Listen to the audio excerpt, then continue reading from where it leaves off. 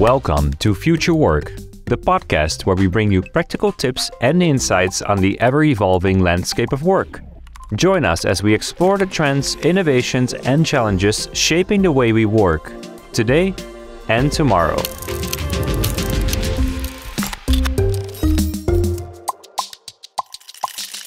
Hey everyone, welcome back to our Future Work podcast. We're here today with Chris Dyer, a keynote speaker and author on the topic of company culture and remote work. Welcome, Chris.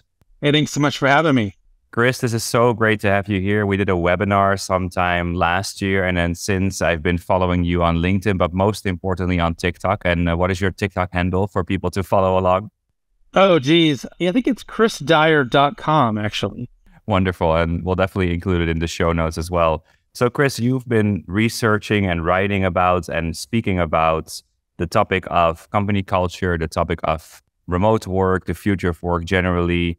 There was some research released recently by Nick Bloom, I think another really big work from home researcher from Stanford University, that showed that while maybe not every company in the world is remote yet or hybrid yet, almost every company has at least some remote or hybrid employees. And so that kind of begs the question, if almost every company has at least some hybrid employees, how do companies deal with this? What's the way to run a company in this day and age? So I think to set the tone, we have had hybrid work and remote work for a very long time. And it's just that COVID democratized this experience for employees. So companies always had sales teams and trainers and technical people that had to go to their clients or go on site or go do these different things. And so they had to figure that out. They had to do that thing with that employee who was hybrid, who was in the office sometimes, who was, in the office, maybe never. Maybe you might not ever see that outside salesperson except at the all staff or the company holiday party or whatever. So this is not new for employees and some groups. It's just that now we have realized that companies were forced to do it. So they realize, I really can manage these people. It's so simple to say, is this salesperson meeting their quota? I don't care what they're doing with their time. I don't care, they either meet the number or they don't. But that's not the metric we use for a customer service agent or a technical person or whatever, So suddenly employees, but we don't know how to manage them. What do we do? They had to figure it out. And that was what we spent a lot of time, during COVID and after. I spent a lot of time helping companies. What are those metrics and how do you decide what's good, what's bad, what's needs to be worked on and all of that? So I think it's just expanded the conversation, if that makes sense. No, it totally makes sense. We definitely have a much broader conversation. And again, including a lot of companies that were never built from the ground up for remote, never were built for hybrid. And I think everyone is trying to figure it out as we go along. I thought you mentioned something really interesting there about salespeople are very easy to measure their performance, right? You know whether they made the appropriate amount of outbound calls, whether they contributed enough revenue as per plan. We could say the same for engineers. So I see that within IT companies, engineering companies, typically the transition to hybrid work wasn't that difficult because they were quite used to thinking about what needs to be built, what are the story points, how do we then track whether people deliver on that or not. Right. But then to your point, there are so many people where companies don't know how to measure it. What are some steps that companies could take towards solving that problem so that we kind of go away from this, as Microsoft calls it, productivity paranoia, where just because we don't see people, we sort of assume that they're not working? Yeah. Is really a varied response or varied approach. Every company and every position. And I'll tell you, one of the hardest people to figure this out for is actually managers, mid-level managers. Because how do you measure that? They're managing people, they're on call. How do you determine, is it their staff's, survey results or, so it can get really tough. I suggest that they look at are there metrics that they can put towards that person that makes sense. If there is, that should be a part of that. Certainly their manager's sort of opinion of their performance and their productivity or how they are on the team is a part of it. But sometimes you can't. You just can't look at someone and say, these two metrics and this thing equals they did a good job, because they are impacting the organization in such a soft and sort of generalized way right? And every once in a while, maybe a client calls and says, wow, that Susie, you really did great for me. But like, oh, do you give them a raise because of that? Does that mean all of a sudden they're good? And if they didn't get one this year, they're bad. So often what I have done with those groups of people is we set team goals. And we look at the team holistically and we say, did the team meet their goals, and mix that with some bit of manager, review and all of that. And that's how we determine it.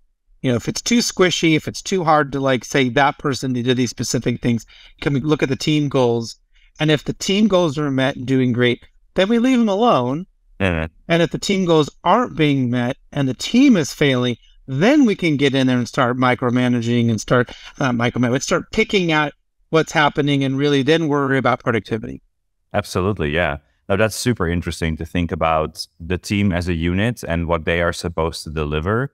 If a company doesn't know what individual teams are supposed to deliver, then probably there's a bigger problem altogether, right? Because at least at a team level, you need to kind of understand, what are we here for? What work would contribute meaningfully to the company's goals and the company's mission? And therefore, that's something that you can measure.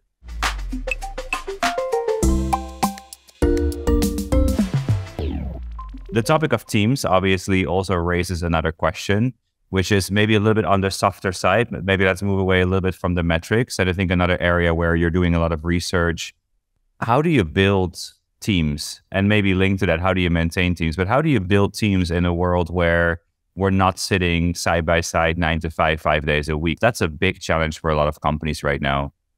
Well, it depends on what, the different metrics of that team. So if you're talking about how do I build a team where people are in the same time zone, that's going to be a lot different answer than how do I build a team who's working asynchronously across 7 or 8 time zones, right? I mean, if you and I were on a team, there's probably about 2 hours a day we might be able to have a Zoom call. Otherwise, we're going to be working async, right? It really does take that custom approach. But, aside from that, we have to really make sure that we get everyone to agree on what does success look like. What are the goals that we're trying to accomplish? Who is specifically in charge of what? How much autonomy? Where do we give them autonomy? Where are they allowed to make and be explicit? Don't just assume. We have to be a leader explicit about what areas they have autonomy to make decisions, to think on their own, get things done. They might need to let us know. We might need to make adjustments if they didn't make the right decision. But we want to remove barriers, remove needless sort of approvals and things like that. People can get things done and be very explicit about where we need them to come to us or come to the team for help or permission. So what do those boundaries look like? Be super explicit, because that's often great teams. They understand at a very deep level how to get work done. What am I allowed to do? What am I not allowed to do? What takes approval? What doesn't take approval? And then you energize them with good leadership to move forward and go get things done. Bad teams typically don't understand. It's like a mystery to them about what we're supposed to be doing and when am I supposed to go to my boss and when I'm not supposed to go to my boss. Can I go to the teammates for that? And they're walking around trying to get work done, like literally with the lights off, right? Because they haven't been for the rules. Super interesting. Immediately went to, when we're talking about team building, we're talking about all the soft and squishy stuff, or we're talking about running some fun activity and this and that. But actually, you're saying that there's also a lot of importance there to actually start with the work, because at the end of the day, that's why we show up in the first place. And do I know what's expected of me? And can I be a good part of this team? And maybe that's actually a much better starting point than starting from running fun activities and doing icebreakers. Then within that, obviously, there's a big role for the manager. So I think a lot of the conversations always come back down to the manager. How does someone manage that? And I think we're running a lot into first-time managers that making that transition from an individual contributor to a manager. They have to figure out how to manage. But again, now suddenly they're in a context where they cannot sort of like rely on the office as a crutch of seeing people constantly and being able to give feedback on the spot and course correcting in real time. Are there some management principles that managers can use when they're managing these kind of hybrid teams? Sure. So again, being explicit with people on how they get the answers to their questions. Is that always in Slack? Is that always on email? So we used to do these meetings, and I've taught this to hundreds of companies. something called a cockroach meeting.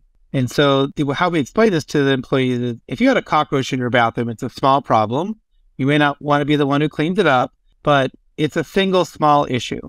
And so you would quickly maybe run downstairs and tell everyone there's a cockroach in the bathroom. Could someone come help me catch this thing and get it out of here, right?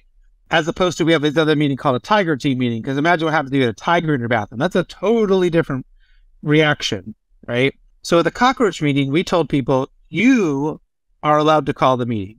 Any person can call the meeting. You can invite anybody you want. We suggest 5 to 7 people. It is totally optional, though.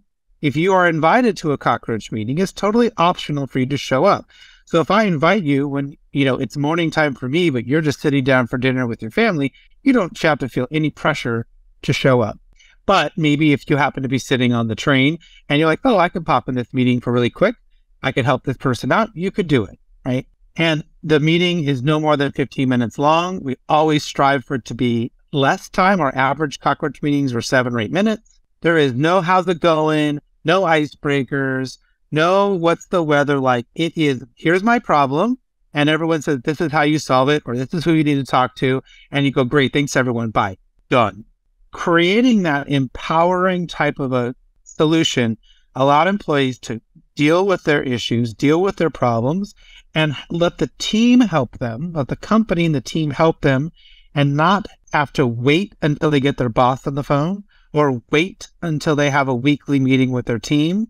Or the worst is go around and calling every teammate one at a time, or slacking them one at a time, and trying to get a question answered. And now they're bogging down the entire organization, and they're not getting any work done, or they're spending 3 hours Googling the problem when they could have just asked, hey, can anyone pop on a quick call with me at 1? I don't know how to do a pivot table. Who knows how to do a pivot table in Excel? 3 people show up. Oh, I know how to do a pivot table. Let me show you. And they quickly show them how to do it. And here's the cool video you might be able to use. Okay, thanks everyone. Bye. Off the phone. We, in 15 minutes or less, we just saved the organization 20 hours because you probably had them bugging people one at a time, bouncing around the organization, being in all these meetings. And that's how we create efficiencies and how we create opportunities for people to get things done. And so if the managers can empower their people with the strategies and the ways in which they can get things done, that's really big. Making sure that they have the right cadence for check-ins and a system. I mean, I love something like, depends on what your organization does, but utilizing Scrum or Agile or Kaizen, those types of things, those naturally have these built-in meetings. But if you're not doing that, if you're like, hey, I'm just a regular manager who's got 5 customer service employees and we don't have a system or whatever, go read some leadership books. But, it's ask your people what they need, give them clear direction, give them clear, this is how we get things done. This is where you can go to get help. This is how I want you to ask for help, and keep talking about it. Yeah, I love that. I think the very practical approach towards solving problems is very powerful, because what we hear a lot is that people feel too big of a barrier to reach out to ask small questions, and then they either start lingering or they start festering, to your point. Maybe the one cockroach turns into like a whole army. Yeah. And the reason why that barrier seems to be there is because when you're sitting in an office side by side, it's very easy to see if someone would be receptive to you asking a quick question. You can see whether they're in deep focus mode or whether they're in another conversation. You don't want to bug them. But if you see that they're just kind of answering emails or doing small work, you don't mind that much stepping up to them and asking the question. Now that we're remote, we don't have any context. We don't have any visibility into what people are up to. So can I really bother them with this question? And I think that's something that we hear a lot. So the manager's role then being the one to say, no, actually, I want you to reach out, and here's a format in how to do that. And if you don't do it, then here's a cadence of other meetings in which we'll touch base and which you'll have the opportunity to ask those questions. I think that can be very, very powerful.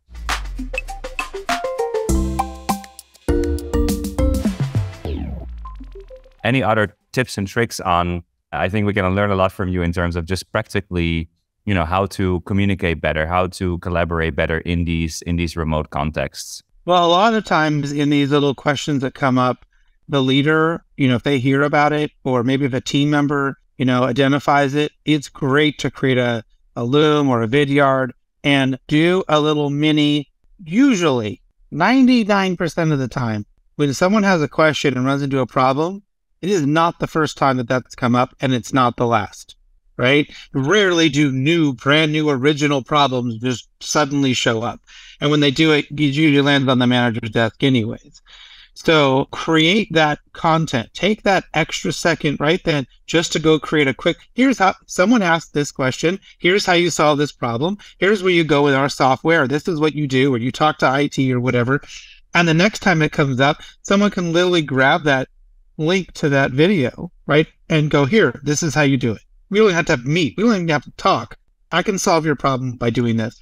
So we've created in organizations, we've created like FAQs, internal FAQs, slapped videos next to them. And it takes time, but usually in about 6 months, they have so many videos, so much repositories that now employees shift from, hey, who can help me, to, oh, I actually have a place to go and I can look up this question. I do think that's one of the ways in which ChatGPT and AI is really going to start helping organizations is to just maybe start looking at their emails or start transcribing their calls and start creating an FAQ system out of that, right? Like employees don't even have to stop what they're doing to write it down. AI will maybe just naturally go, geez, I keep hearing in meetings that people don't know how to get their password for this issue, and just create that FAQ. So I think that's really important.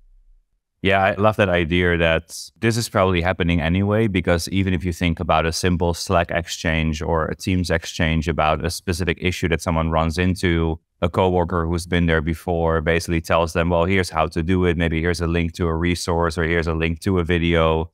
That is all happening already. So if there's a smarter way to maybe tap into AI to then compile that into an FAQ so that also for the next person that they can find the answer to that question, I think that makes a lot of sense. Generally, this idea that you just kind of posed about, this is not the first time this problem has come up. That's obviously the old way of doing, and the old way of thinking is very much that, like, I step into a role, I'm managed by someone who's done that role before me, and they will cascade down. Oh, I remember 2 years ago when I took on that role. Okay. Here's how I did that. You take some of that knowledge, then you put some of your own kind of spin on it, and that then becomes your way of working that you then pass on to the next person, which is very linear. Mm-hmm. But this kind of knowledge base and this kind of, inventory of all the answers to all the questions and challenges means that you can distribute the work much better. And so as organizations start to think about, maybe not just hiring a few people under a manager, but also tapping into gig workers and skill marketplaces, whether it's internal or external, that really then helps build that organization of the future. I think that's very interesting. Yeah. So we used to know for training, people always need to be trained on certain things. They would always have certain questions. And we created folders and really made it organized so employees could go in on their own speed. We also found that even though employees enjoy asking fellow employees and having that time to connect and to, be human, when we sent them a video, they would watch it an average of 15 times. And we were like, why is this happening? Why are people watching the video 15 times?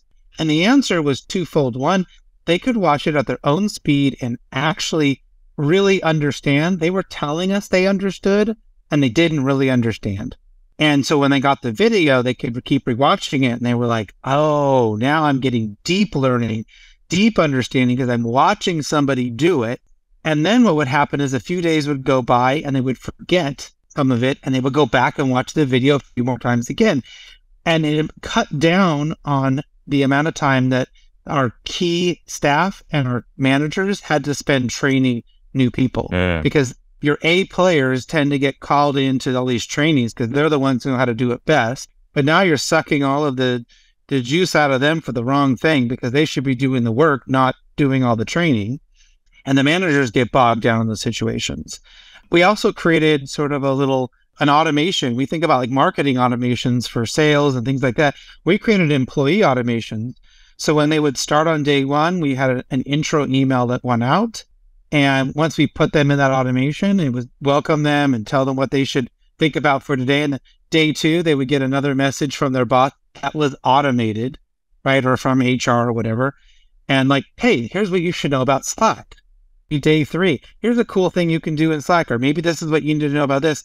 And we just slowly day by day, maybe sometimes a couple times a day they get an email, but we could automated that process. We knew the things they needed to learn over a period of time. We knew the things they needed to be introduced to create, to help them get integrated into our company.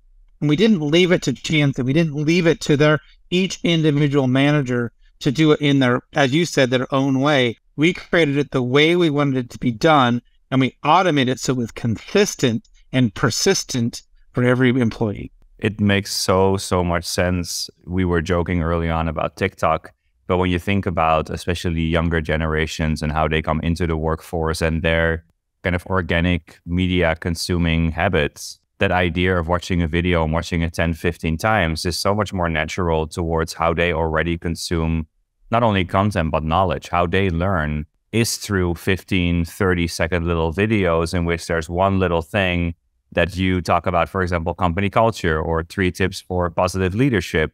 That's how I learn. And maybe I bookmark that video and go back to it when the situation arises where I actually have to apply it. Right. And that's so much more logical. And again, the barrier is so much lower to getting that instruction maybe up to 10 times than constantly having to go back to your manager and say, oh, I'm so sorry. I know I said I understood it, but actually I didn't really get it. Can you explain one more time? Because at some point you're just not going to ask anymore. And for some people that tolerance will be very low. So maybe they will only ask once or twice, if that. And then you end up getting people who are spinning their wheels, who are doing a lot of work that doesn't really contribute to anything because maybe they went down the wrong path. And so these like little micro tips, almost like these little like small practices, they can really help solve what become really big problems for a company at a very granular level. And I also really like that idea of the automation, because we live in a day and age, again, where so much can be automated, and in everything besides work, so much is automated and data-driven and personalized, like that drip email idea. But somehow when it comes to the workplace, it's still very much like one size fits all, and everyone gets the same experience and everyone gets the same onboarding, and it doesn't make sense at all. And we're wasting a lot of time.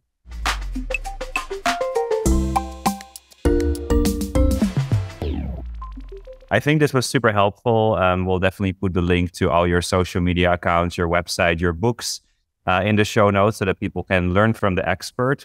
So maybe just one question to end, which is if there's just one single thing that you could get across. Tim Ferriss always talks about the billboard. If there's one message, one piece of knowledge that you could get across to the world, what would it be?